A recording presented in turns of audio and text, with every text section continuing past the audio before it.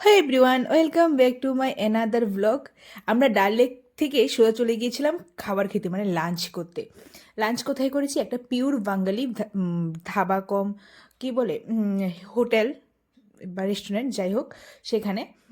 তো কেউ এগ থালি নিয়েছে, কেউ ফিশ থালি নিয়েছে, কেউ ভেজ থালি নিয়েছে।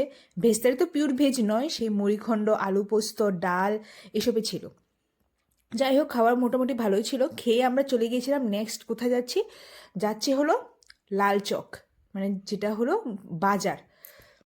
মানে আমাদের ডাল লেক ঘুরে তো দিনের অর্ধেক শেষ হই, প্রায় বিকেলটা পুরোই পড়েছিল। তো ঘরে বসে কী বাই করবো, ঘুরতে এসেছি। সেজন্য আমরা চলে এসেছি লাল চকে। আমাদের হোটেল থেকে বেশি এতটাও দূর নয়। লাল চকে এসে এই যে ঘড়ির সামনে বিকেলের ভাইবটাও ছিল, আলোও জ্বলছিল, খুব সুন্দর ফটো আসছিল। ফটো তোলা হয়ে গেছিলো। তো ফটো তুলে আমরা সোজা ঢুকে গেছি বাজারে। বাজারে অনেক ধরনের জিনিস ছিল, সব ধরনের জিনিস দেখলাম, মোজা কিনলাম, অনেক কিছুই কিনলাম। কেনার পর চলে গেছিলাম বাড়ি। নেক্সটটা নেক্সট ব্লগে আসছে।